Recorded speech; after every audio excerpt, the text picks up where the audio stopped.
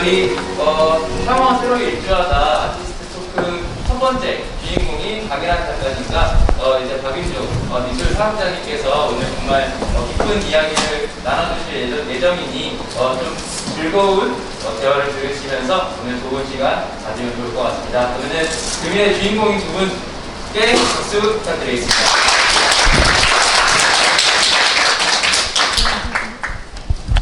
안녕하세요. 저는 방금 전에 소개받은 박윤주라고 합니다. 오늘 이렇게 상어 새로이 일주하다라고 하는 전시의 연계 프로그램으로 강예란 작가님의 아티스트 토크의 대상 진행자로 나왔습니다. 무엇보다도 작가에 대한 관심이 많은 걸로 생각이 드는데요. 그런 여러분들과 함께 이렇게 작가님이 서로 대화를 나눌 수 있는 시간 마련해 주신 세아미술관에 진심으로 감사 말씀드립니다. 강예란님, 네, 반갑습니다. 안녕하세요. 네, 지금 여러분들 제가 하는 말보다는 작가님의 목소리와 그의 이야기를 되게 궁금해하실 것 같은데요. 먼저 짧게 소개 부탁드려도 될까요? 많이들 아시겠지만 너무 유명한 작가님이시죠? 안녕하세요. 저는 작가 강예란입니다.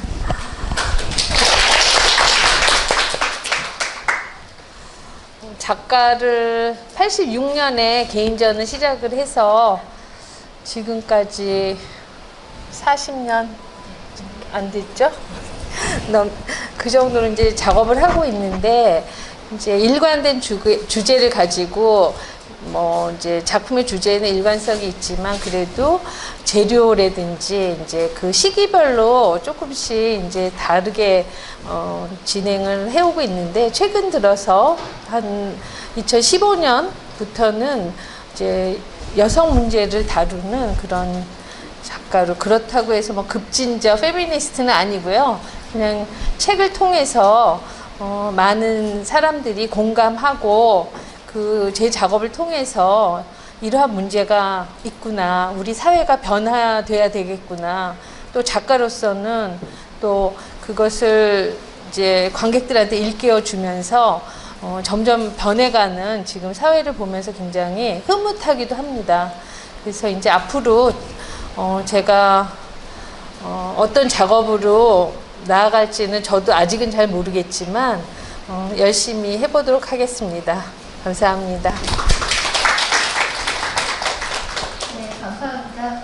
강예란 선생님께서 이제 소개해 주셨듯이 지금 이대 교수로 계시고 또 한때 한국여성연구원 원장으로서 활동하시면서 여성의 문제에 조금 더 집중적으로 논하고 계십니다.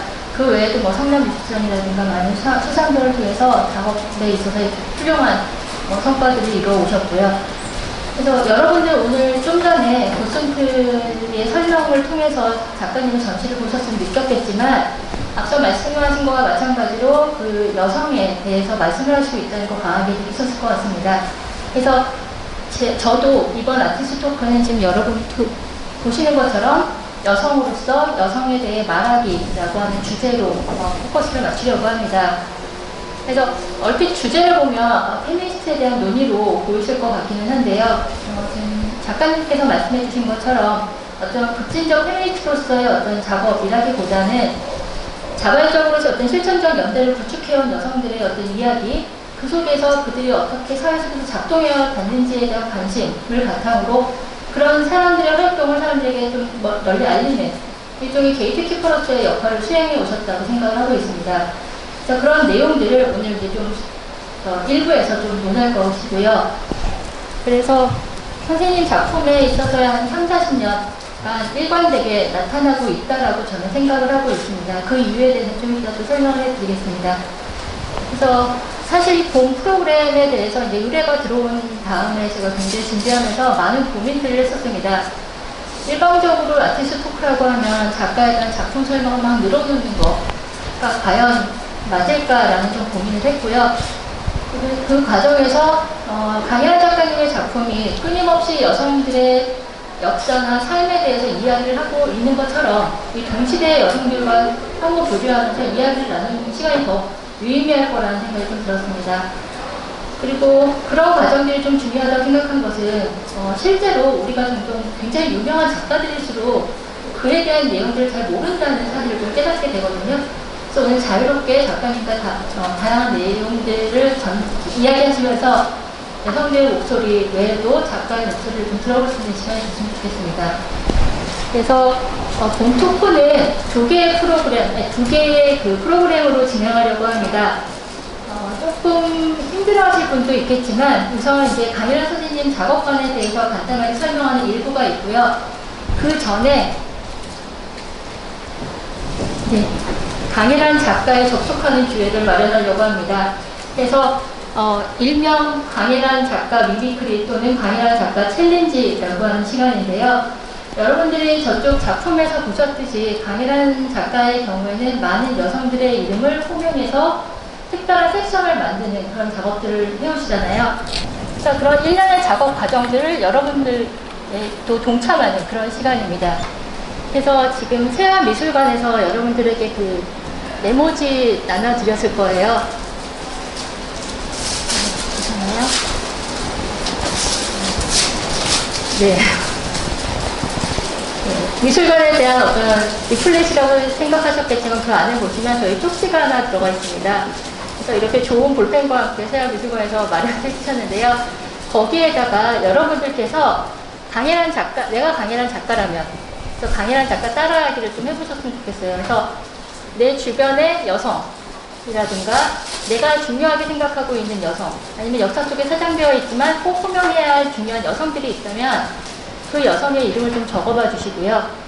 그래서 그 여성을 선택하게 된 배경을 좀 생각하시면서 그 여성 앞에 제목이라든가 이런 어떤 짧은 문구로 설명하는 것들을 좀 적어주셨으면 좋겠습니다. 그래서 너무 긴장하시거나 그러시지는 말고요. 조금 더 편안하게 즉흥적으로 적어내셔도 괜찮을 것 같습니다. 지금 당장은 아니고요. 이렇게 선생님 작품에 대해서 설명하고 이야기를 나누는 시간 동안 여러분들 생각해 보시고 마지막에 제출해 주시면 2부 순서 때 서로 그것에 대해서 이야기를 나누고요. 무엇보다도 그 과정을 통해서 이렇게 귀한 소정의 선물을 증정하려고 합니다. 선생님 작품집인데요. 이게 소정의 거지만 작품집이라는 거 꼭 생각해 주시면 좋겠습니다. 18개, 네, 18권입니다. 네, 기대하셔도 좋을 것 같습니다. 예, 그러면 여러분들 그 써주시는 거 하면서 좀 이야기를 나눠가겠습니다. 오늘 여기에 오신 분들 보니까 여성분들이 굉장히 많으시고 거기에는 두 분의 남성분들도 계시는데요. 이번 주제랑 관련해서 여러 선생님들의 생각이나 경험 같은 거를 먼저 나누는 시간으로 이 시간을 시작하려고 합니다. 그래서 특히 이제 여성들의 목소리에 지대한 관심을 가지고 있는 작가님의 입장에서도 여성으로서의 여러분들의 이야기라든가 또 그런 여성 주변에 살고 계시는 남성분들의 여성의 삶에 대한 어떤 관심이라든가 생각들도 되게 궁금하실 거라는 생각이 듭니다. 그리고 어떻게 보면 작가님의 이후의 작품에 어떤 영향을 줄 수 있을 거라는 어떤 유의미한 시간이라고 생각을 해서요. 간단하게 여러분들의 소개와 어떤 궁금증 같은 거를 지금 서로 짧게 나누는 시간을 가져보려고 합니다. 네, 선생님 마이크를 주시면 남성분이 3분이 되셨네요. 여기도 한 분 계시니까 2분, 4분. 4분이시네요. 여기 앞쪽부터 이렇게 편안하게 넘어갈까요?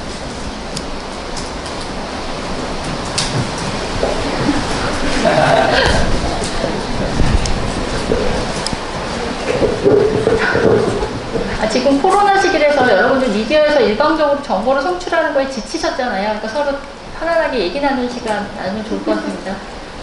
네, 시작해 주실래요? 너무 많으니까 짧게 걸어요. 한 30분 더 가. 저 소개를 해보세요. 안녕하세요. 이화여자대학교 사회학과 사회학 스타트입니다. 다현입니다.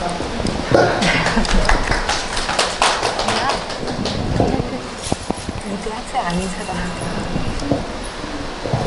굳이 소속은 말씀 안 하셔도 되고요. 어떤 관심이 있는지는 짧게 남기시면 될 것 같거든요. 생각보다 많은 분들이 오셔서.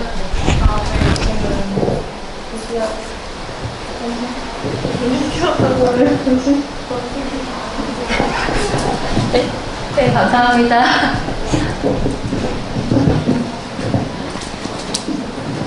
손 들고 얘기하고 싶은 사람 하라고. 다음에 와서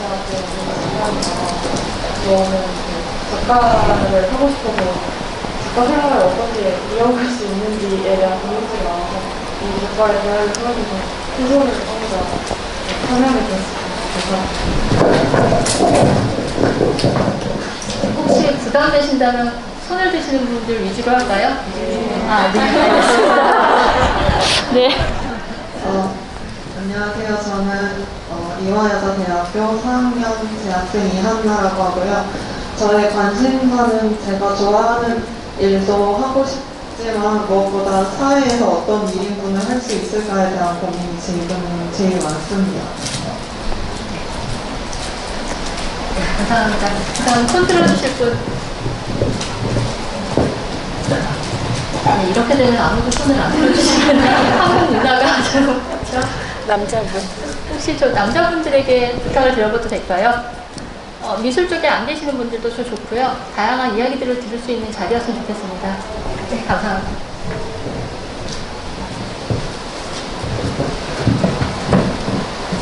손을 안 댈 것 같아서 제일 앞에 앉아서 저는 그냥 제 누이 1살 차이 나는 누이가 이 미술관의 관장님이라서 여기하고 이제 인연이 돼가지고 가끔 보는데 계속 이렇게 안내가 오는 때 와보고 싶었는데 못 왔어요. 특히 제가 강 작가님한테 관심이 있었던 게 책을 가지고 이렇게 작품을 하셨다고 해서 제가 개인적으로 가지고 있는 장서가 약 35,000부입니다. 장서를 가지고 있는데 그렇다고 독서가는 아니고 프로젝트입니다. 프로젝트 장서가.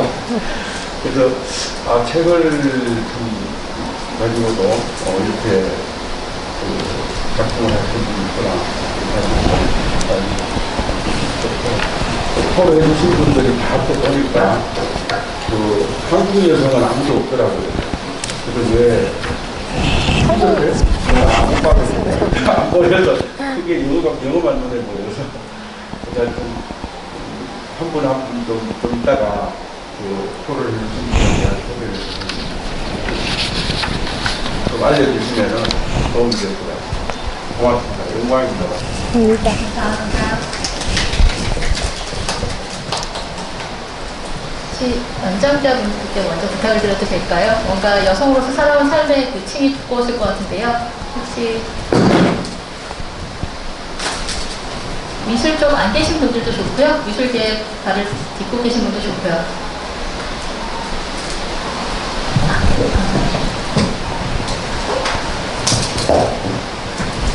저는 중학생 때가 고등학교를 공부하고 이렇게 있기 때문에 공부하고 있는 김경원이라고 하고요. 그러다 보니까 이제 미술 이런 거에 문화라는 것을 몰랐던 그래서 관심을 갖게 됐고 여기 대단히로 보시는 그래서 거기 대학원 원장이신 이렇게 인연이 돼서 교수님과 한번 더 하게 됐어요. 이러면서 이제 난이도도 많이 부과하고 미술, 현대 미술에서 그런 교수부가 필요했을 때 부가가치한 건 안 했을 수 있고 그래서 그 대중들에 대한 관심 많이 가져주시기 바랍니다. 이따가 마치겠습니다.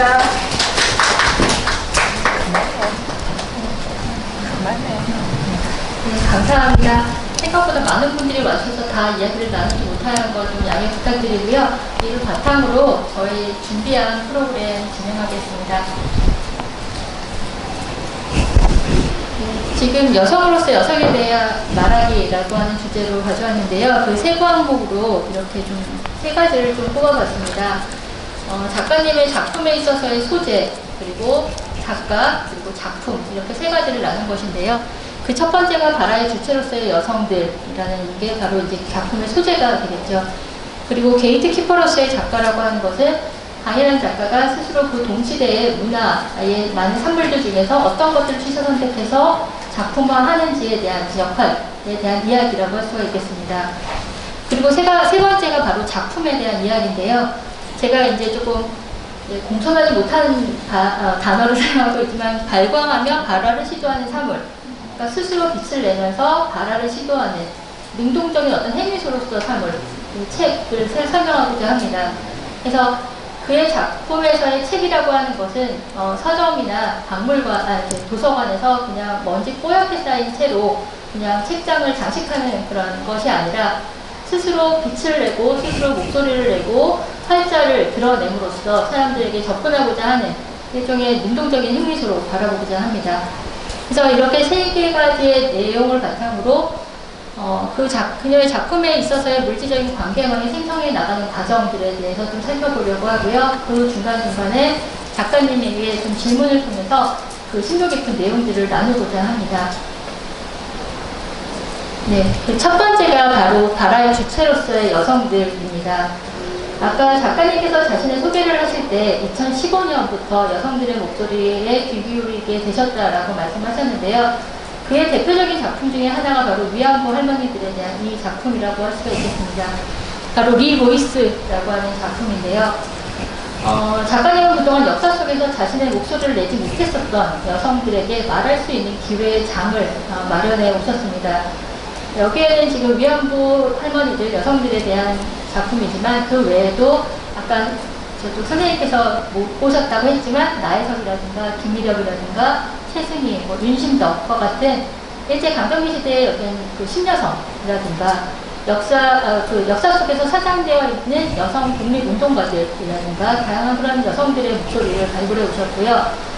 또 실제로 작품은 아니지만 기획전을 통해서 막달레나 그 공동체 판도라 사진 모임의 여성들의 목소리를 또 전시회를 통해서 공론의 장을 마련하신 적이 또 있습니다. 그래서 이때 이 작가님의 경우는 이 당시에 제 생각에는 그 여성들을 위해서 말한다라기보다는 왜 현 사회에서 이렇게 뭔가 인터넷이 발달하고 매스미디어가 발달한 상황에서 왜 여성들에 대해서 말하는 그런 어떤 담론이 활성화되지 못했을까라고 스스로 각성하게 하는 그런 기회를 마련하신다고 생각이 들었습니다. 그리고 그런 불평등한 구조, 기존의 그런 담론 속에서, 불평등한 구조 속에서 그런 여성들의 위치라든가 처우에 대한 문제에 대해서 끊임없이 이건 잘못됐다라고 이야기를 하고 계신다고 생각을 하거든요. 그래서 강혜란 작가의 작품과 전시를 통해서 발화의 주체가 되어 있는 그동안 사장되어 있었던 여성들이 스스로 발화의 주체로서 자신의 얘기를 하는 그런 담론적 공간이라고 할 수가 있겠습니다.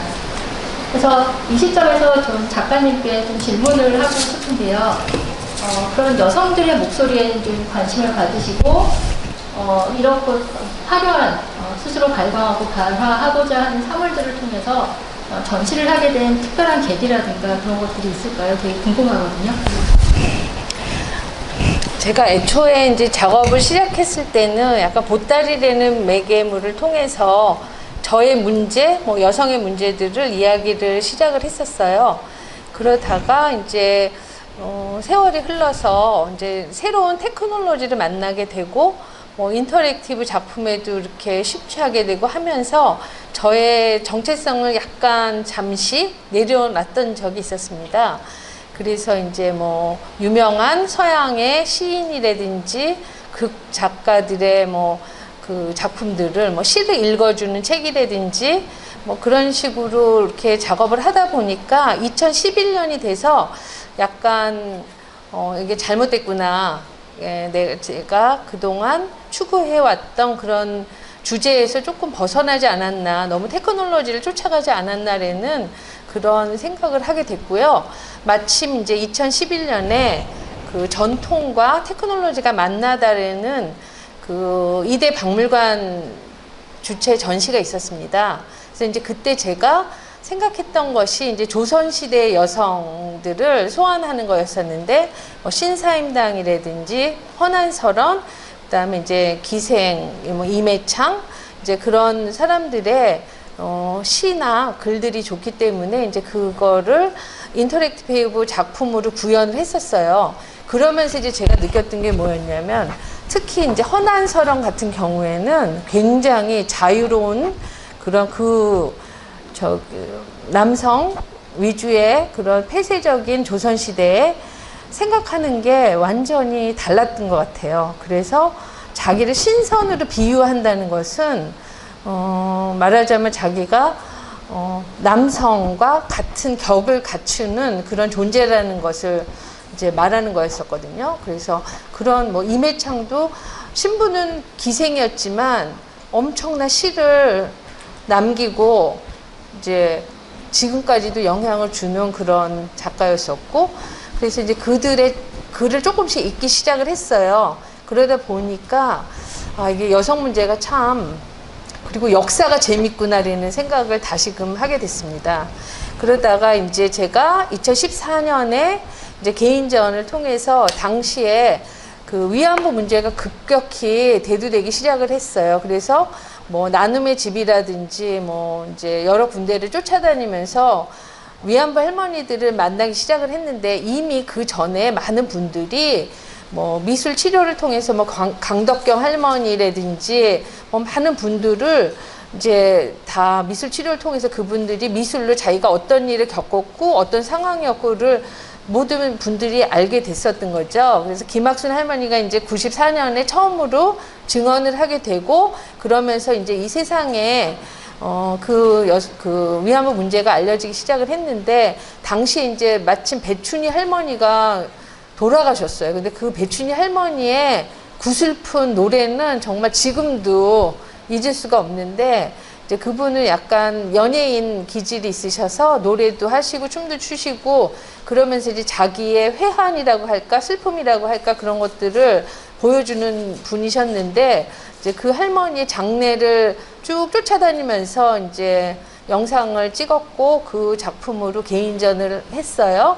그런데 이제 그 전시를 통해서 이제 시립미술관에서 그때 판타지아라고 이제 여성 작가들의 작품을 조명하는 전시가 있었는데, 이제 거기에 초대를 받아서 이제 지금 조금 아까 보여준 저 작품처럼 이제 하나의 공간에 바닥까지 해서 동굴처럼 한 그러니까 5 화면을 통해서 이제 외국인으로서의 위안부, 우리나라 할머니들, 그다음에 그들이 뭐 겪었던 뭐 그 증언, 뭐 텍스트 하면서 동굴 같은, 여성을 상징하는 그 동굴 같은 그 장소에서 이제 마구마구 아주 커다란 텍스트로 이제 관객이 들어갔을 때 이제 인상을 때리는 이제 그런 작업을 했었어요. 그래서 이제 이 작품을 가지고 또 이제 광동 비엔날레까지 가게 되고, 그래서 이제 위안부 문제를 굉장히 뭐 많이 그렇게 다룬 이제 시기가 있었고요. 그 뒤로 또 이제 이 여성 문제를 계속 다루다 보니까 이제 신여성에 또 주목을 하게 됐습니다. 그래서 이제 제가 조사한 바에는 이제 근데 이제 거기에는 약간 서양인인 버지니아 울프의 자기만의 방이라는 책이 작용을 했어요. 그래서 거기에 써있기를 여자로서 글을 쓸 수 있는 자기만의 방과 500파운드가 있어야 된다는 거예요. 그래서 자립을 해야 된다는 그런 소설을 읽고, 그리고 이제 뭐 픽션이긴 하지만 뭐 케임브리지 대학을 이렇게 지나가는데 남자는 떳떳하게 길로 가는데 여자들은 숨어서 길을 다녀야 되고 남자하고 마주치면 안 되고 참정권도 없었고 그다음에 같은 공간에서 공부할 수 없었고, 이제 그런 얘기를 읽으면서 그게 또 영향을 받았고, 그렇다면 우리나라는 어땠을까? 그런데 그 당시에 뭐 교육을 받는다는 사람들은 이제 일본에 유학을 간 그런 신여성들이었거든요.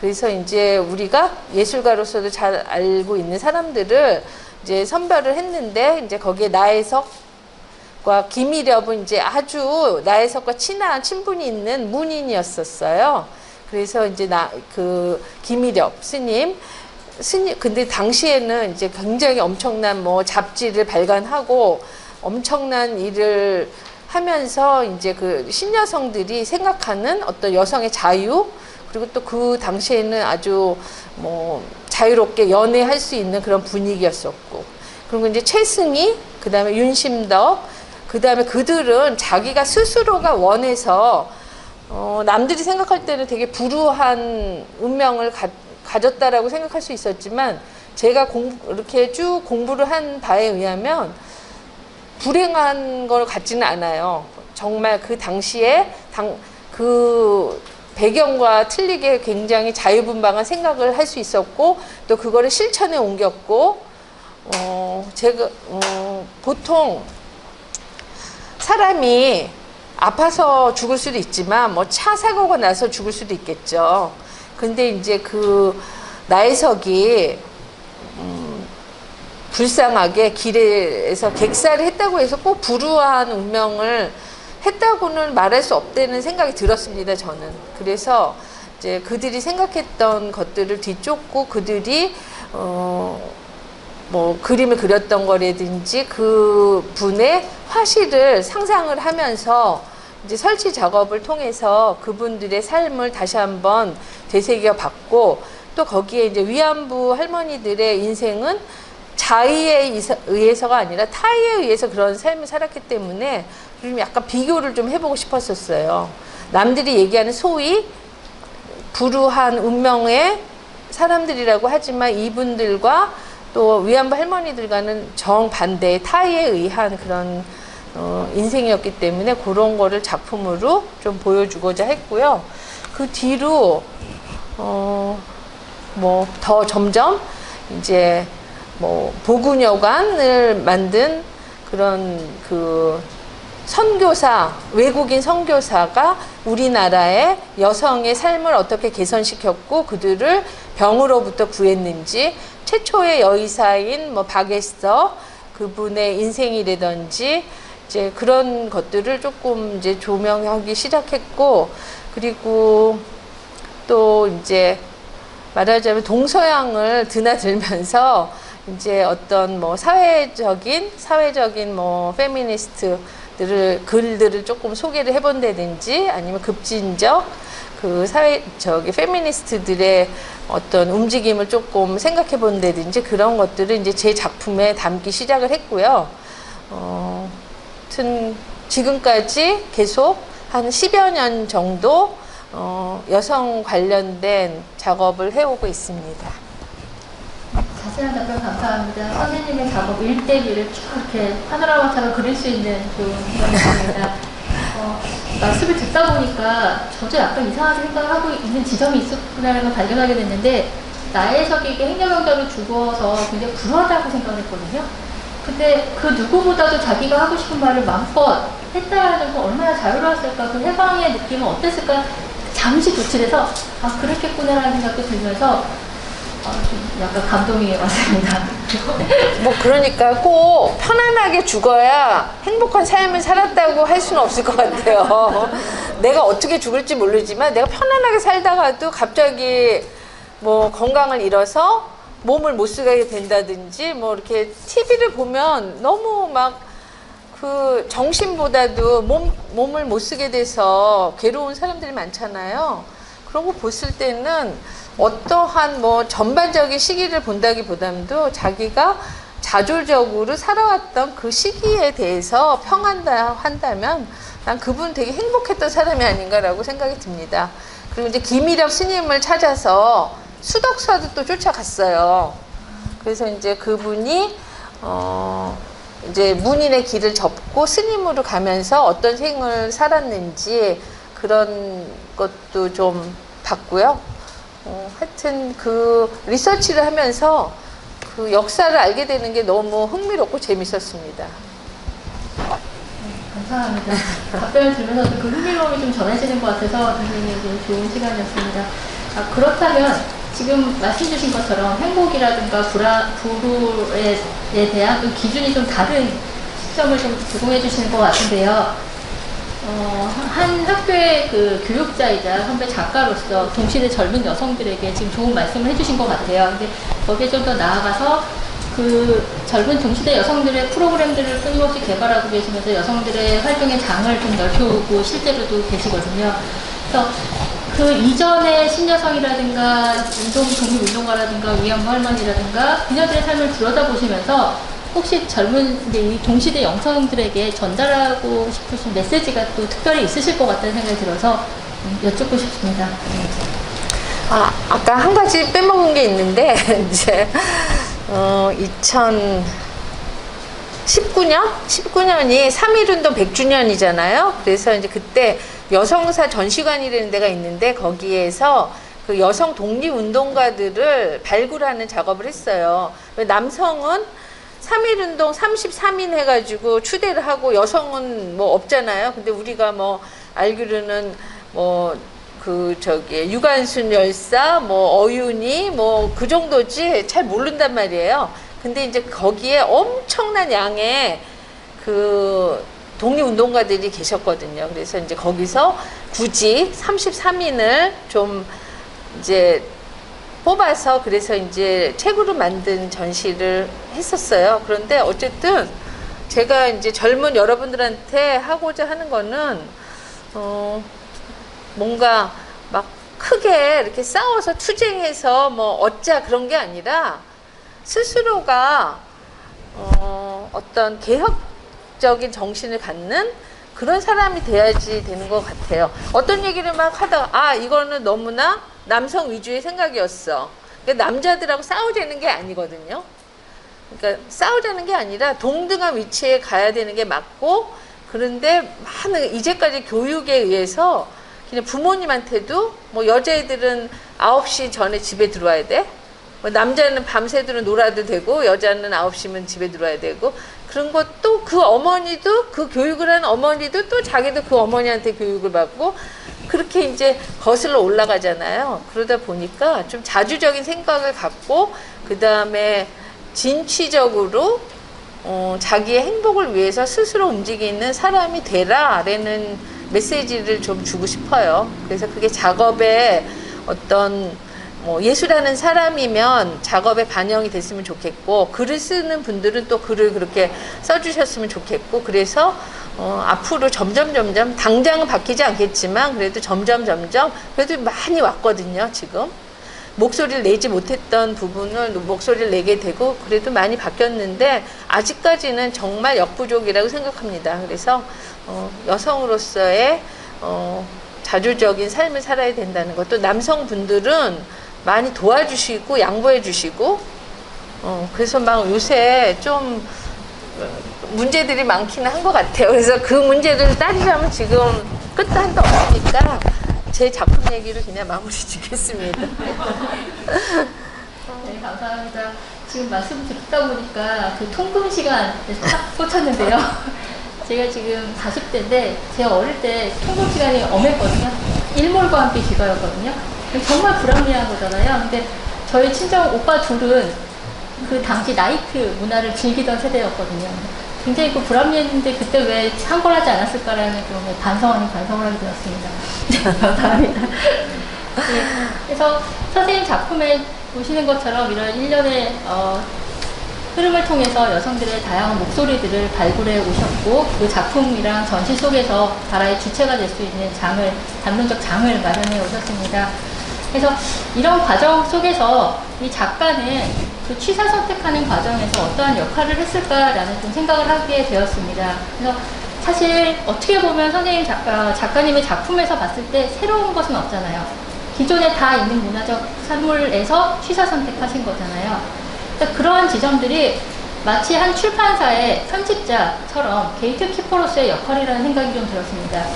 물론 이제 게이트키퍼 하면 약간 좀 안 좋은 부정적 의미가 조금 담겨져 있기는 하죠. 뭐 검열한다거나 가필하다거나 뭐 삭제하거나 보류하거나 수정한다거나 뭔가 편집자의 그 게이지가 좀 투영이 돼서 억압된 구조를 산출하는 것 같지만, 여기에서 보시는 것처럼 그 강예란 작가라는 한 게이트키퍼를 통해서 취사 선택된 여성들은 거기에서 이전의 사회적 담론 속에서 삭제되고 검열되고 보류되고 감춰졌었던 것들을 발굴한다는 입장에서 좀 긍정적 게이트키퍼의 역할을 수행하고 있다고 생각이 들었습니다.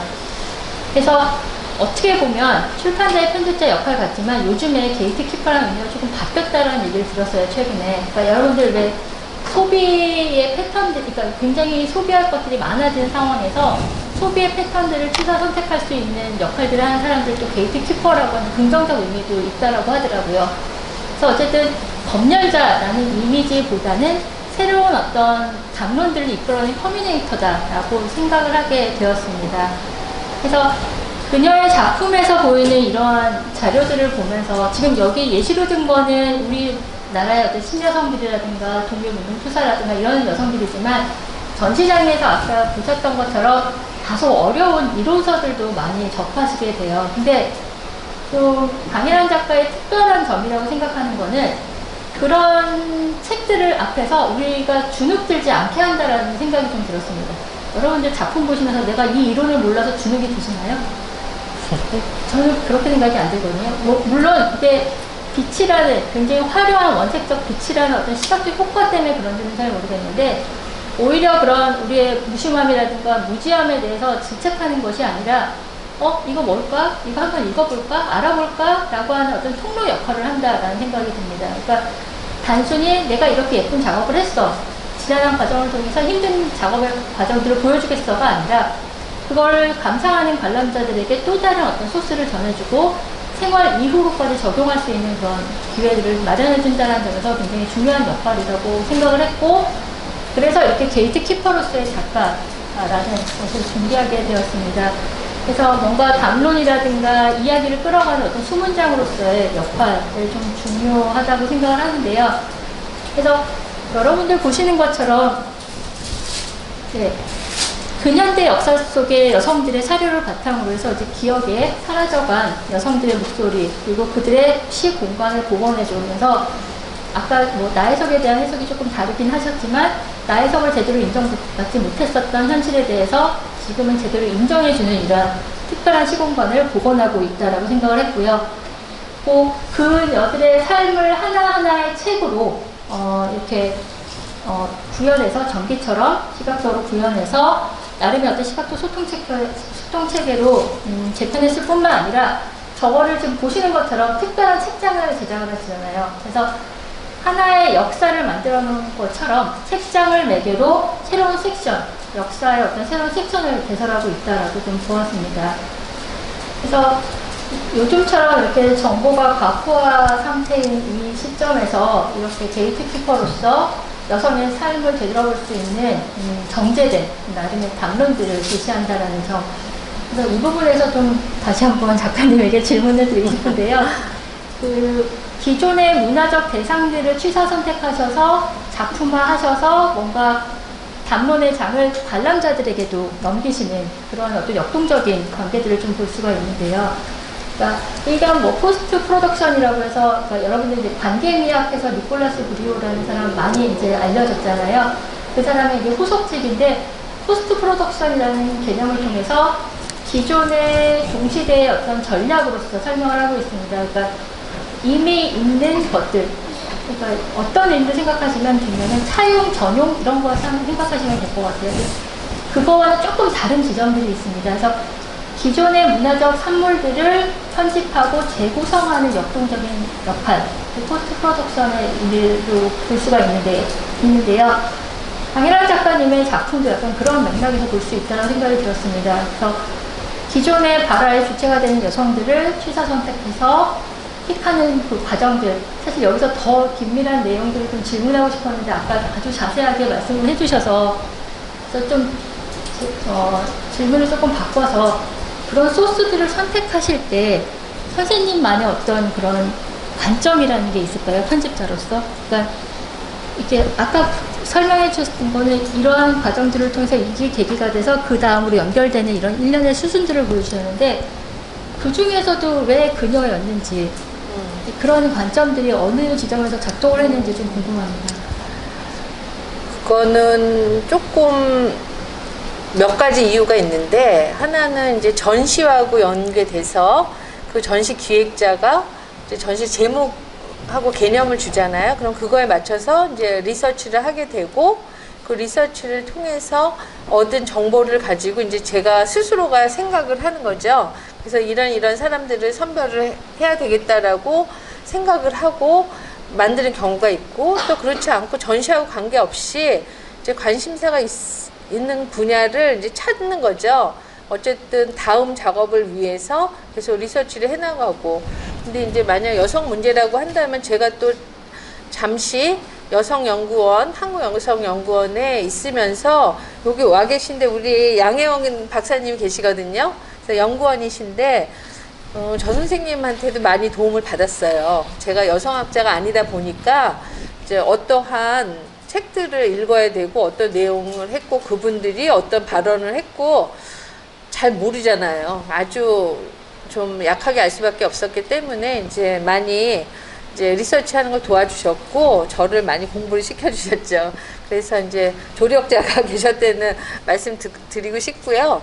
그러면서도 제가 배워가면서 그 개념을 잡아나가는 그런 단계를 거치고 있습니다. 그래서 하여튼 근데 이제 저기 페인팅을 보시면 이제 똑바로 걸은 게 아니라 약간 삐딱삐딱 걸었거든요. 그거는 이제 전에 개인전 전시에 더 많은 공간일 때는 더 날아다녔어요. 근데 그 의미는 뭐였냐? 뭐 이런 분이 뭐 이런 얘기를 했고 뭐 베티 프리단이 무슨 얘기를 했고 뭐 시몬 보바르가 무슨 얘기를 했고 막 얘기를 했지만 결국 수십 년이 지나도 별로 해결된 게 없더라고요. 그래서 이제 학교를 딱 들어가면 이제 개론을 배우잖아요. 여성학 개론을 배우고 뭐 개론을 배우는데 별로 변화가 된 게 없고 의식이 조금씩 바뀌고 싶다고 하더라도 약간의 속도가 좀 느리다는 생각을 해서 그냥 집어 던졌어요. 제가 이거 아니야. 내 목소리를 내야 돼.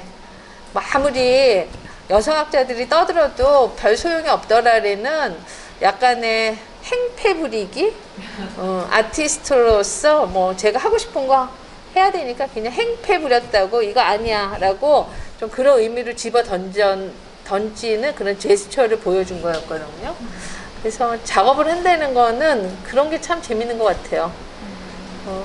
제가 막 열심히 리서치하고 공부하고 하지만 또 보여주는 방법에 의해서 또 그게 다르게 보여줄 수도 있고 제가 어떠한 생각을 이렇게 제스처를 통해서 또 발언할 수도 있다는 그런 자체가 예술가로서 산다는 게 얼마나 행복하고 즐거운 일인가 그렇게 다시 한번 느끼게 되는 계기가 되었습니다.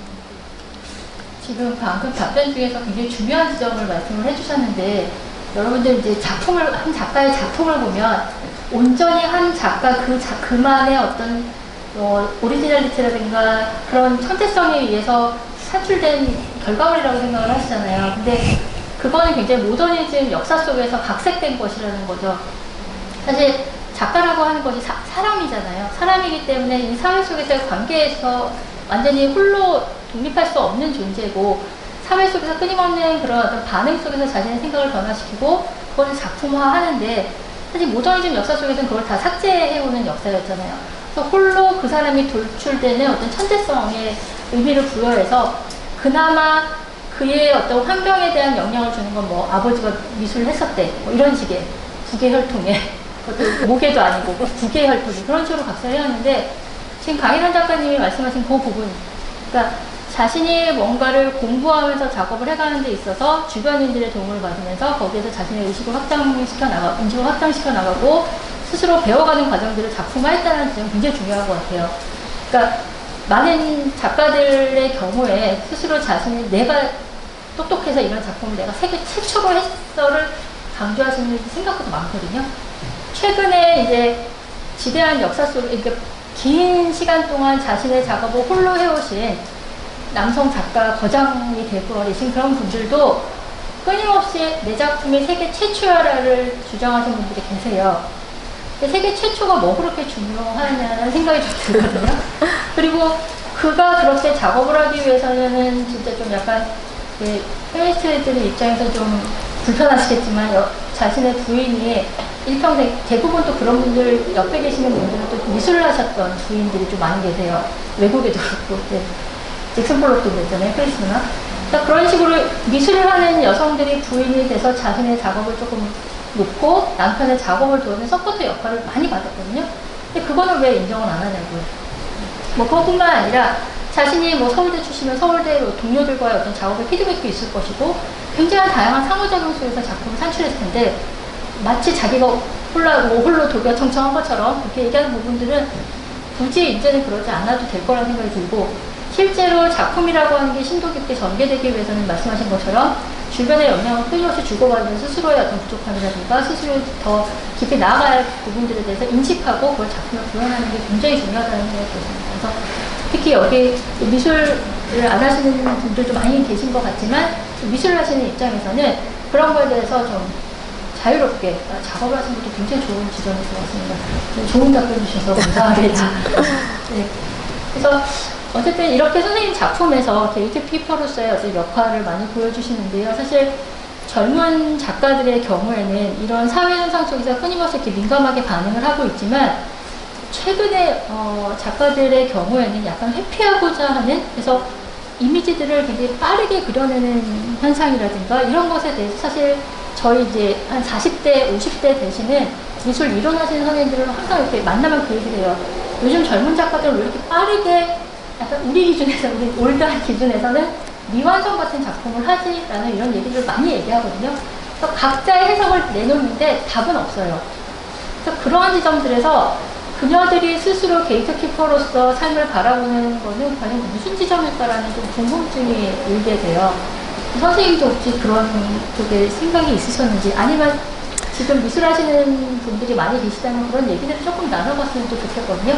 자신이 스스로 작업하는 입장에서 게이트키퍼로서 이 세상을 어떻게 또 편집하고 작품에 구현하고 계시는지 그런 지점들에서 가볍게 얘기하는 것도 괜찮을 거라는 생각이 듭니다. 근데 제가 미술을 시작한 이후로 항상 들어왔던 건 뭐냐면 인생은 짧고 예술은 길다, 그 얘기였거든요. 근데 지금 젊은 세대들은 완전히 다른 것 같아요.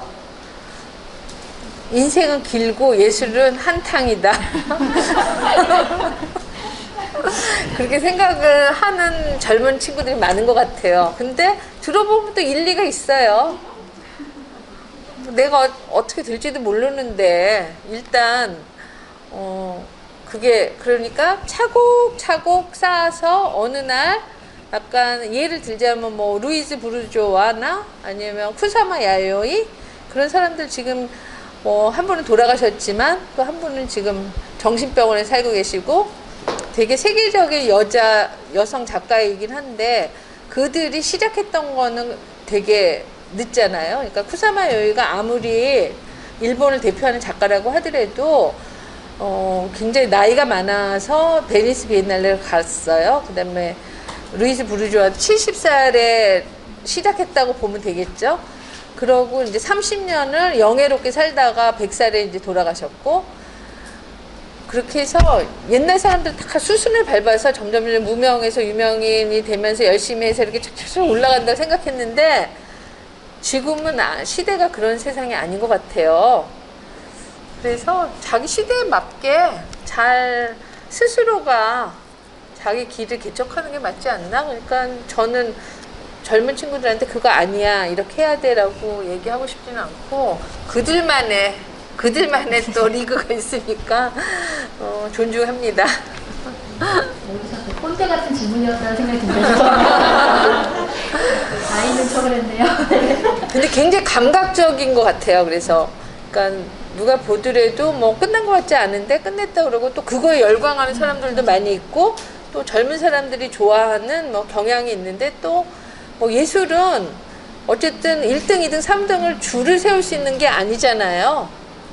좋아하는 사람이 또 굉장히 다양하고 그다음에 내 작품이 어디에 올라 있는지는 그것도 시대가 또 만들어주기도 하고 그렇기 때문에 좀 다양성을 봐야 될 것 같다는 생각이 듭니다. 진짜 요즘에 최근에 키아프 혹시 다녀오신 분 계신가요? 프레스에서 완전히 미술 시장이 바뀌었다는 생각이 들었어요. 젊은 분들도 너무 많고요. 인산이네 이런 거 말도 할 거 없고요. 젊은 세대들이 너무 많이 와서 작품들을 구입하고 있다는 거죠. 실제로 이제 지인을 만나서 미술 관계자 지인을 만나서 얘기하는데 사람들이 1억을 만 원처럼 쓴대요. 이제 물론 그건 젊은 세대는 아니겠죠. 1억을 만 원처럼 이렇게 어쨌든 미술 시장이 이렇게 활성화되어 있는데 그 속에서 발견할 수 있었던 거는 말씀하신 것처럼 다양성. 그러니까 예전에 이 작품만 팔려 잘 팔려 이게 아니라 정말 다양한 작품들이 많이 팔리고 있다는 거. 그리고 말씀드렸듯이 약간 미완성처럼 보이는데 그 작품에서 어떤 해방감을 느끼는 그런 컬렉터들도 계시고요. 굉장히 다양한 것들이 문화 이 전반에 깔려 있구나라는 생각을 하게 되었습니다. 그래서 예전에는 물론 뭐 서양미술사 안에서는 화바트를 이전과 이후를 나눠서 이전에 그 미술 시장의 어떤 판도를 가르는 주체가 가장 중심 인력이 미술 비평가라든가 그런 미술계에 있는 사람이라고 생각을 했지만 화바트 이후로는 이런 대중 콜렉터들이 그 문화 수준이라든가 그 기준을 바꾼다라고 얘기를 하거든요. 미술사 안에서는요. 마찬가지로 우리나라 지금 현대도 현 시점도 그렇다는 생각을 좀 뼈저리게 느끼고 왔습니다. 피아프에서요. 그래서 참 긍정적이라는 생각이 들면서도 젊은 작가들이 이제는 조금 자유롭게 물론 생존의 문제는 여전히 큰 문제지만 조금 어떤 활력소를 찾아갈 수 있지 않을까라는 또 긍정적인 메시지를 또 전달받고 왔습니다. 재밌습니다. 길드키퍼에서 옥션까지. 네, 그래서 이런 관계 속에서 사실 저는 선생님 작품을 보면서 여성들의 뭐 이렇게 목소리를 발굴하는 그런 게이트키퍼로서의 역할 중에서 일종의 사명감 같은 것이 좀 있다라는 생각이 들었거든요. 이것도 너무 진지하게 가나요? 약간 사명감 같은 게 좀 느껴지는데 좀 여쭙고 싶습니다. 사명감이 생기는 것 같아요.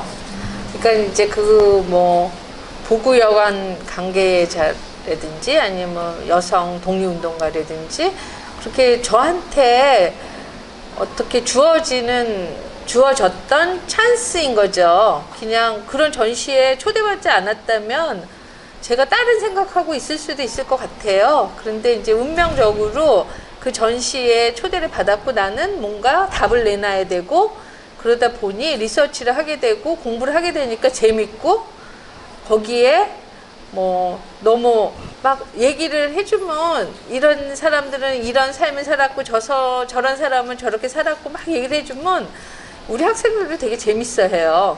옛날 얘기해준 할머니처럼. 그런데 그러다 보니까 사명감이 느껴지는 것 같아요. 근데 정말 전 세계 인구의 반은 여자고 앞으로 여성의 문제를 하려면 그 무궁무진한 뭐 자료들이 있겠죠. 그래서 앞으로 더 기대가 됩니다. 사명감? 감사합니다. 사명감. 감사합니다. 그래서 지금 선생님이 설명을 들으셨듯이 이후에 생긴 사명감 일지언정 그 작업 과정 속에서 뭔가 계속 의식이 변화하고 스스로 그런 편집 기준이 달라지는 그런 지점들에 대해서 말씀을 들어서 굉장히 좀 흥미로웠습니다. 세 번째로 넘어갈까 합니다. 작품에 대한 내용인데요. 여기서 이제 제가 붙이기를 이제 발광하며 발화를 시도하는 사물이라고 했습니다. 그러니까 스스로 빛을 내며 말하기를 시도하는 사물이라는 뜻인데요.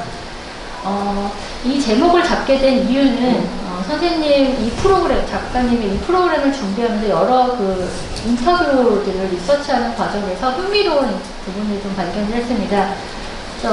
당신의 라이트 북은 내 내용을 숙지해 주세요. 나를 통해 당신이 변화해야 합니다. 나를 주목해 주세요. 라고 말하듯이 그래서 불빛을 사용하고 있다라고 말씀을 하셨어요. 기억하시나요? 네.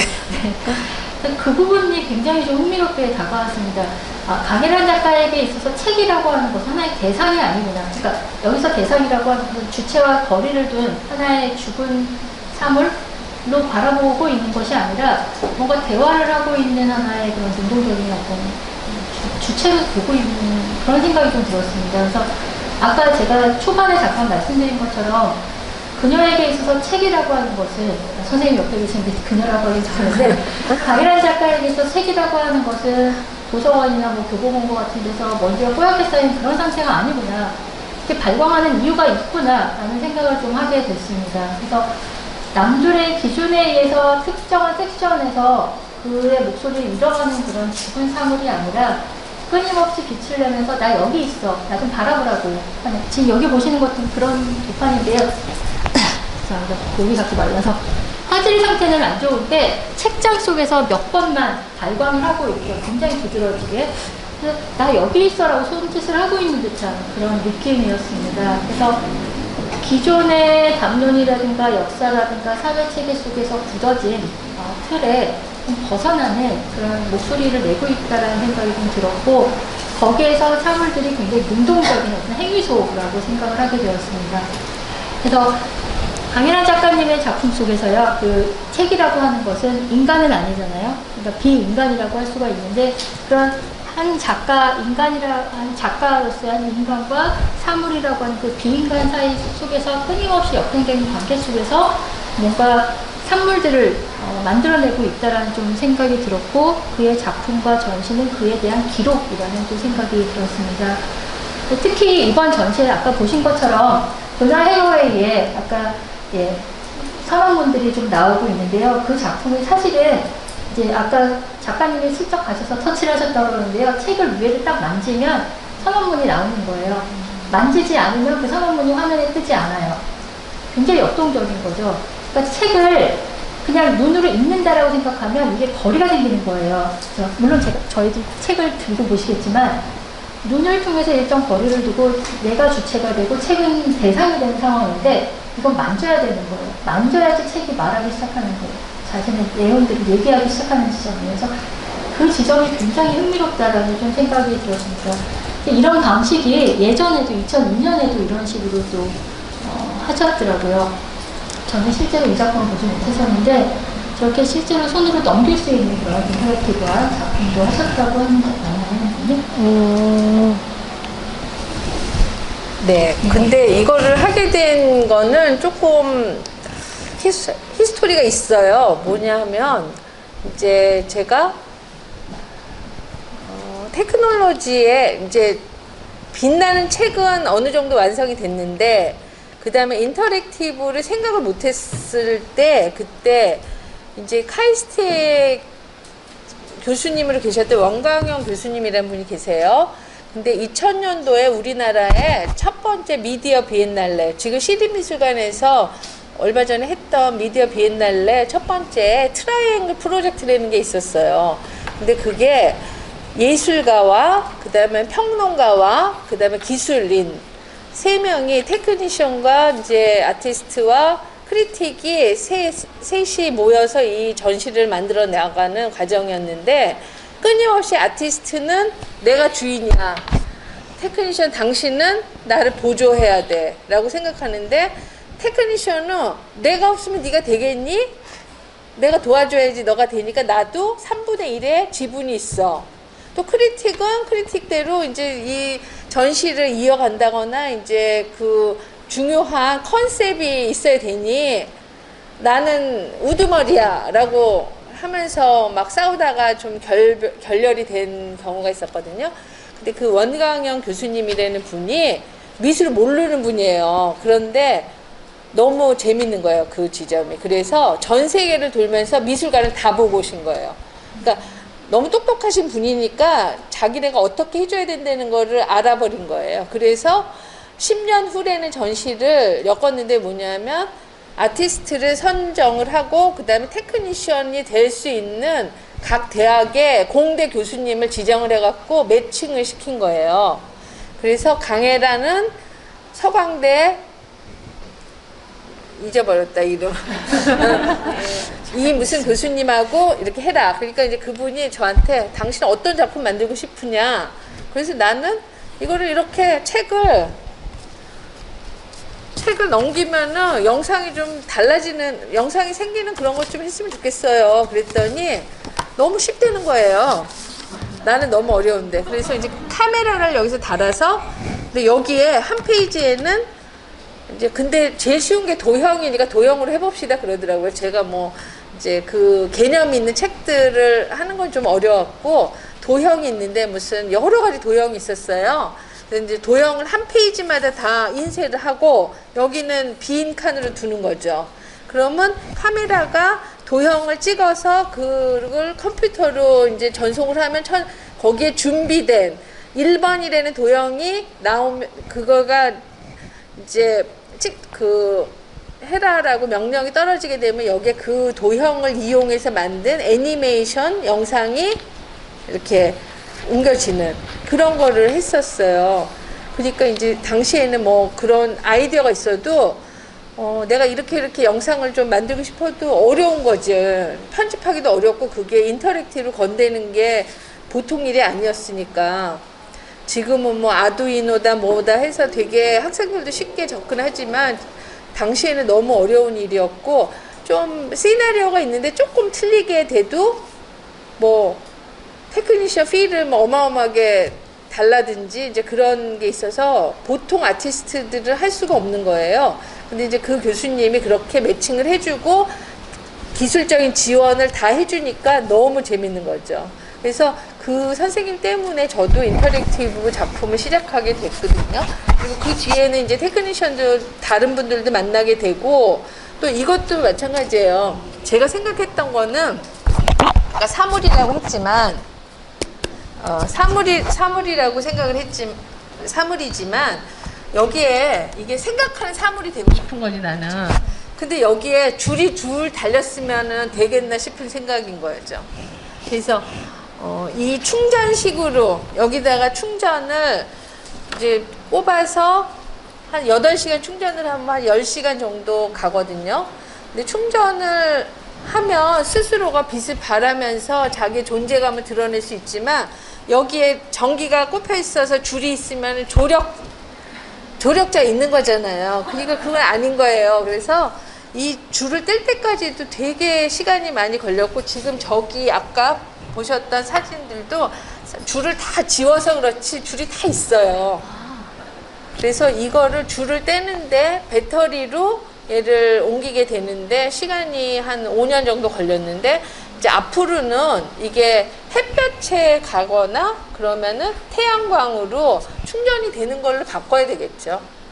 점점 바뀌어야 된다고, 업그레이드가 돼야 된다고 생각을 하는데, 그런 식으로 많은 시간을 보내게 됐어요. 질문이 뭐였지? 잊어버렸어요. 질문보다 답변이 훨씬 좋았습니다, 선생님. 그래서 이제 그때 작업을 했던 거고, 너무 재밌으니까 책을 이렇게 넘기면은 갑자기 막 노래를 부르는 장면이 나온다거나 아니면은 뭐 춤을 추는 장면이 나온다거나 그렇게 가볍게 시작을 했어요. 너무 어려운 개념을 가지고. 그래서 글씨가 막 이렇게 지금 텍스트가 돌아다니기까지는 조금 몇 년 시간이 걸렸습니다. 흥미로운 지점인데요. 그 당시에는 협업에 대한 개념이 별로 없었나 봐요. 그래서 그게 힘들었어요. 지금 아르코에 생산하는 물질의 세계라는 전시도 봐도 이미 협업팀으로 전시가 이용이 되잖아요. 그래서 20년 전, 18년 전, 19년 전 이렇게 시대가 변하고, 또 흥미로웠던 거는 단순히 기술의 발전이라고 생각을 했는데, 선생님의 어떤 그런 컨셉을 통해서 이 전선을 탑재해 나간 그 과정들에 대해서도 말씀을 드릴 수 있어서 되게 흥미로웠습니다. 네.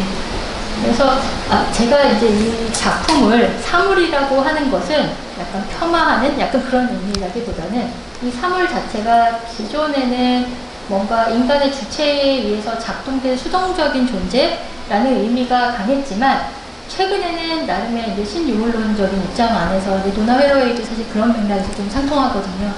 그래서 신유물론적 입장에서는 인간만이 절대적인 존재가 아니다. 사실 인간이 아까도 그 부인의 조력자로서의 도움을 받는 남성 작가들에 대해서 잠깐 언급했지만, 인간이라고 하는 것은 인간 간의 관계 속에서만 영향을 주고받는 것이 아니라 죽어있다라고 생각했었던 수동적인 사물을 통해서도 주고받는 그런 영향관계가 있다라는 입장이거든요.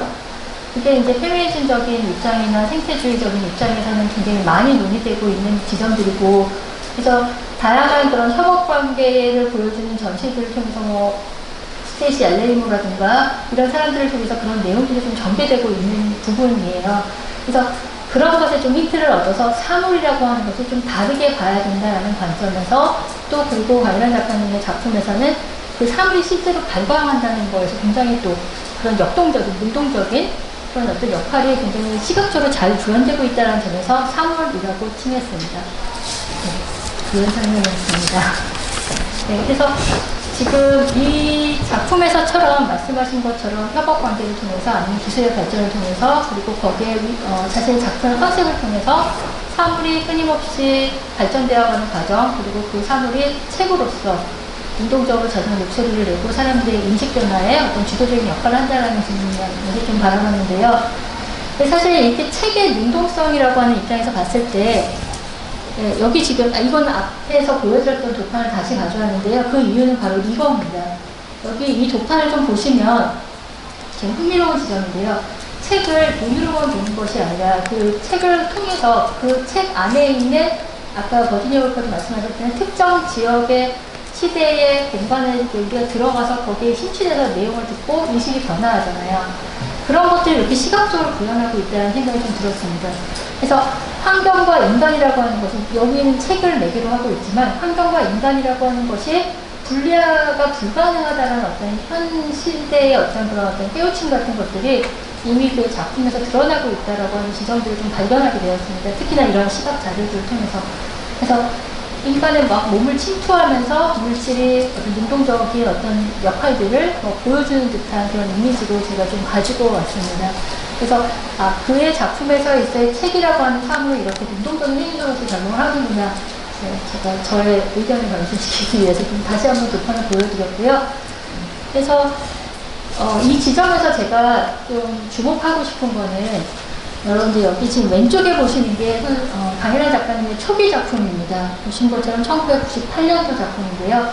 원래 강일환 작가의 초기 작품은 보따리였었습니다. 지금 다양한 연령층의 세대들이 계시는데요. 사실 보따리라고 하는 거는 뭐를 싸는 거잖아요. 입힌하는 거잖아요.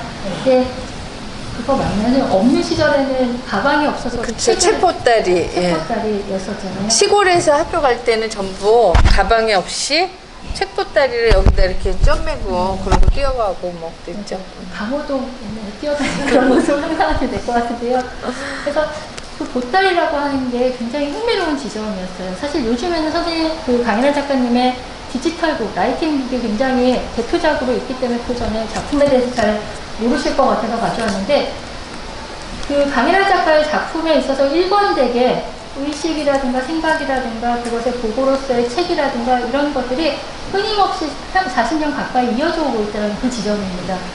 그래서 지금 보따리라고 하는 거는 사실 지금 옆에 보시는 거는 그 중간 작업 정도 되시는 거 같아요. 책과 보따리가 하나가 되어 있는 상태예요. 저 레진으로 만드신 거거든요. 그러니까 레진으로 이제 캐스팅을 해서 만든 책과 일반 책과 그 다음에 투명한 그 저기 보자기에다가 책을 싼 거지. 투명 보자기라는 거죠. 그래서 그 중간 가도비적인 과정을 보여주는 작품이라는 생각이 들거든요. 여기서도 이렇게 발광을 하고 있는 거예요. 쌓여있다라는, 뭔가를 싼다라는 거는 보호하고 감추기 위한 것인데, 저기서도 발광을 하고 있습니다. 여기 있다라고 외치고 있는 듯한 그런 느낌이죠. 여기서도 지금 제목을 좀 보여드리려고 가져왔는데, 생각을 담아서입니다. 그에게 있어서 보따리라고 하는 것은 책처럼, 책이 그 저자의 의식을 담는 그릇이라는 의미에서처럼 보따리도 그 한 작가, 여성 작가의 생각을 담는 거라는 거죠. 그래서 마치 책이 그러하듯이 이 보따리는 감추고 있지만 굉장히 역설적으로 나 여기 뭐가 있는지 궁금하지 않니라고 끊임없이 얘기하는 듯한 그런 느낌을 좀 받았습니다. 사실 저는 예전에 강일환 작가님의 보따리 작품을 본 적이 있거든요. 그러니까 디지털북 넘어가시기 전에. 그래서 그때는 그런 생각을 못했는데 이것도 이런 디지털북의 일련의 어떤 전개 과정 속에서 연관성이 있구나라는 생각을 최근에 하게 되었습니다. 그래서 여기 보시는 것처럼 왼쪽에는 뭔가 숨겨서 안에 있는 걸 더 궁금하게 한다라고 한다면 오른쪽에서 디지털북에서의 설치 장면을 보시면은 내가 보따리를 싸는 주체가 아니라 저 생각을 다 이렇게 꽁꽁 묶어서 그런 하는 주체가 아니라 오른쪽에 보시는 것처럼 내가 그 환경에 노출돼서 끊임없이 그런 생각들의 피드백을 받는 상황에 놓인 것처럼 역전되는 그런 변이되는 상황들을 좀 시각적으로 잘 보여주는 상황이라고 생각이 들었습니다. 그래서 라이트북이 이걸 지금 보처럼 책장에서 쏙쏙 선택을 기다리는 대상이 아니라 계속 제가 이번 아티스트 토크 때 말씀드리는 건데 인식과 발화의 주체가 여성이라는 점을 끊임없이 부각시키는 능동적인 어떤 행위수로서 작동을 하고 있고 그것을 통해서 근현대 사회 속에 묻혀진 여성들의 이름을 기억하게 하는 역사, 기술이자 흩어진 개인들의 삶의 이야기를 구조화하면서 이전의 전시 제목인데요. 숙곡의 기회를 제공한다라고 보았습니다. 그래서 이런 일련의 과정 속에서 제가 다시 한번 앞으로 다시 돌아가서 선생님께, 작가님께 질문하고 싶은 부분은 아까 내 내용을 숙지해 주세요. 나를 통해 당신이 변화해야 합니다. 나를 주목해 주세요. 이런 장치들 중에서 끊임없이 세상 사람들에게 이야기를 걸고 있는 그 과정 속에서 나름의 어려운 점도 좀 있으셨을 거라는 생각이 좀 들어요. 그런 지점들을 좀 여쭙고 싶습니다. 아니면 뭔가 그렇게 이야기를 걸었을 때 즉각적인 피드백이 왔을 때 약간 자극적이었다라든가 그런 경험들을 좀 나눠주시면 좋을 것 같습니다.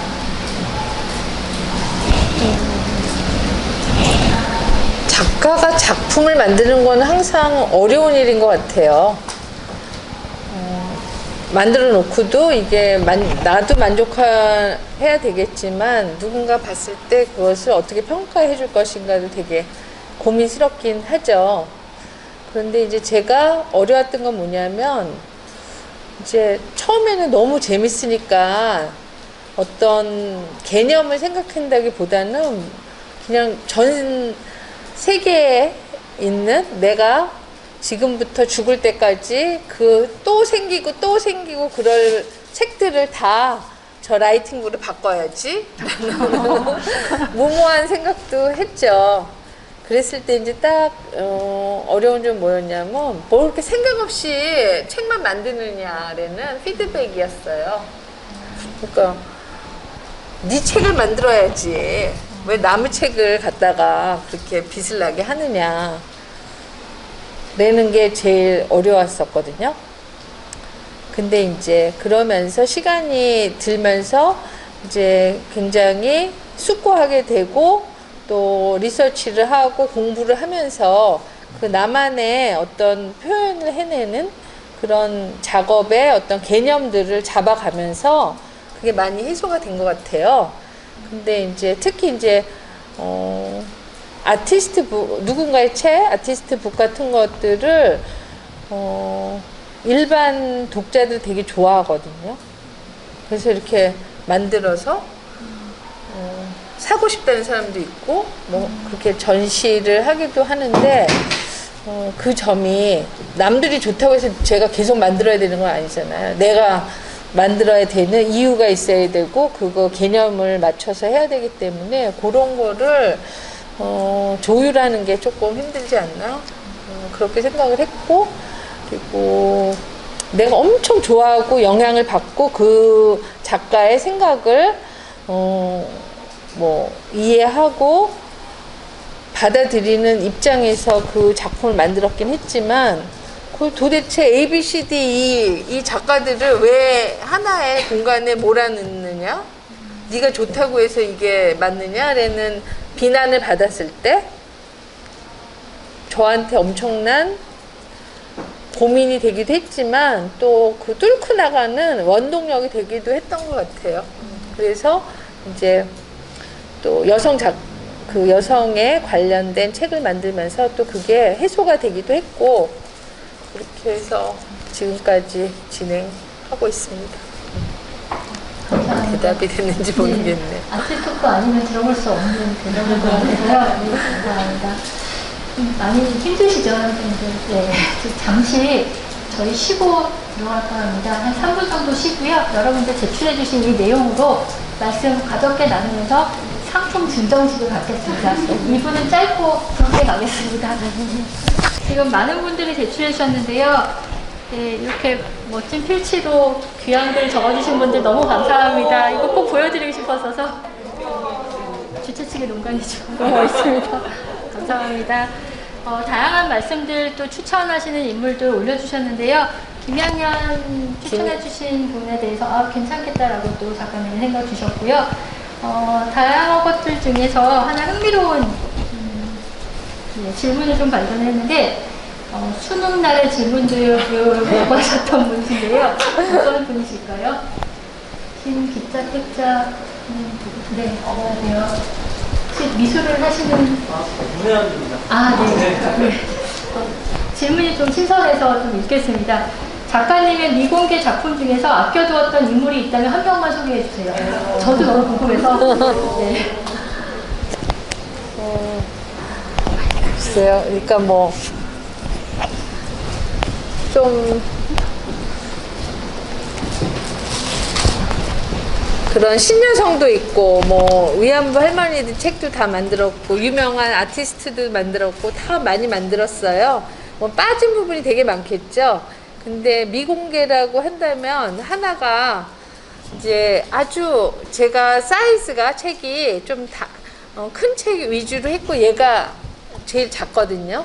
근데 요거보다 더 작은 책인데 1년 전에 태어난 제 손녀딸을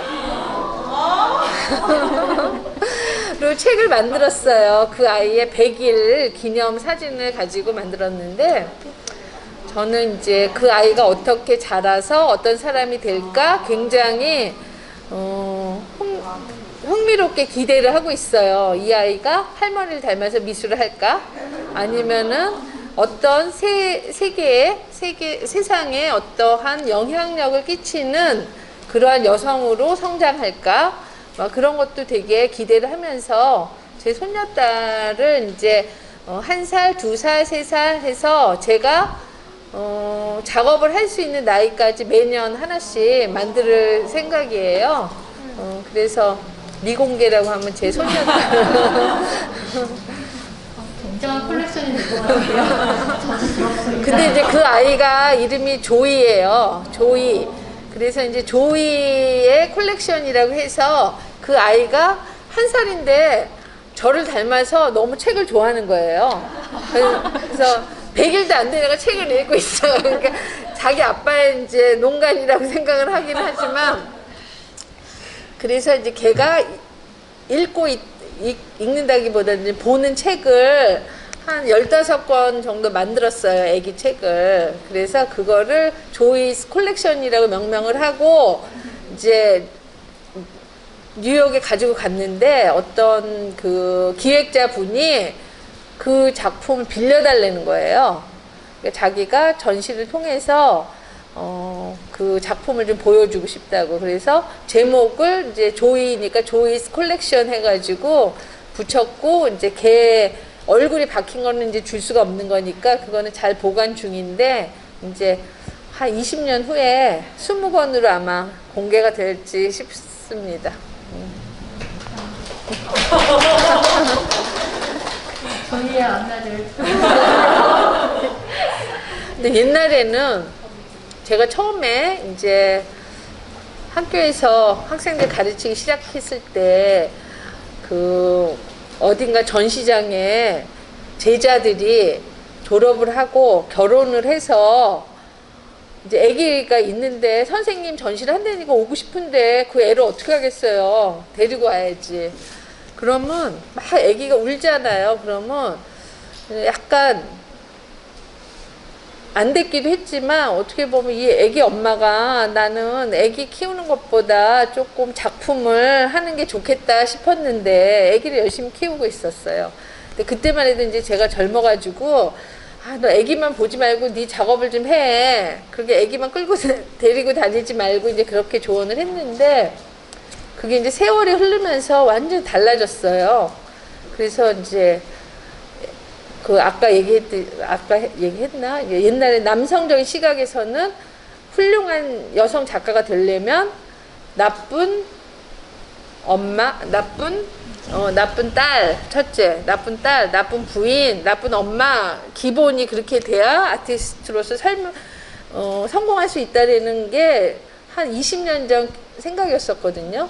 제 생각이라기보다도 이제 모든 사람이 그렇게 생각했는데 지금은 자식도 잘 키우고 남편도 잘 살고 남편하고도 잘 살고 좋은 딸 노릇을 하면서도 얼마든지 좋은 작가가 될 수 있는 환경이 된 거예요. 그래서 지금은 이제는 이제 아기를 데리고 와도 너무 이뻐서 제가 업어줄 정도로 너무 친근하고 그리고 제 생각도 바뀌었고 여성이 지금은 좋은 딸, 좋은 엄마, 좋은 아내 소리 들으면서 얼마든지 성공할 수 있는 시대가 됐기 때문에 좀 기쁘게 생각합니다. 여기 지금 미술을 전공하는 젊은 세대 분들 많이 오신 것 같은데 굉장히 좀 도움이 되는 말씀 같습니다. 감사합니다. 오늘 긴 시간 해주셨는데 아까 뭐 질문하실 분이 있다고 해서 딱 한 분만 질문 받고 끝내도 될까요? 괜찮으실까요? 네, 질문 아까 하신 분 있다는데 하고자 하셨던 분이 안 계시네요. 네, 그럼 혹시 다른 분 질문 있으신가요? 질문 받고 끝낼까요? 아니면 네, 그러면 모든 것이 해소되신 걸로 예, 마무리하겠습니다. 그리고 오늘 이거 제출해주신 모든 분께 다 제출 안 하셨거든요. 제출하신 모든 분께 이 소정의 귀한 선물을 나누도록 하겠습니다. 작가님께 감사 말씀드리며 감사합니다. 이거 제출해주신 분들 누구 손 들어주시면 여기서 가져가시면 돼요. 가도 될 것 같아요.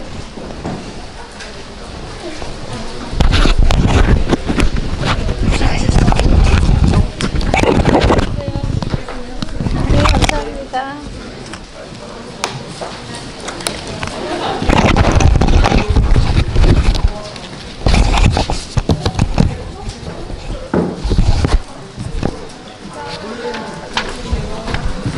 이거 제출하셨던 분들 다 가져가시면 됩니다.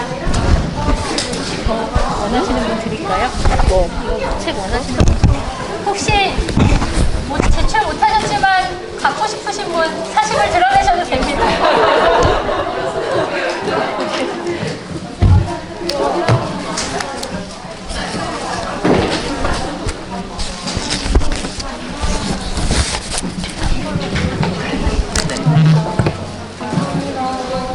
수고하셨습니다.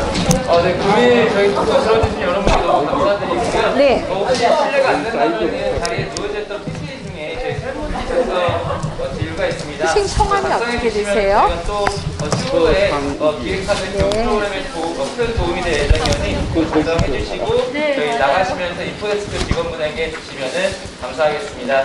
늦은 시간까지 저희와 함께 해주셔서 다시 한번 감사드리고요. 저희 미술관도 많이 사랑해 주시고 강인한 작가님도 많이 사랑해 주시면 감사하겠습니다.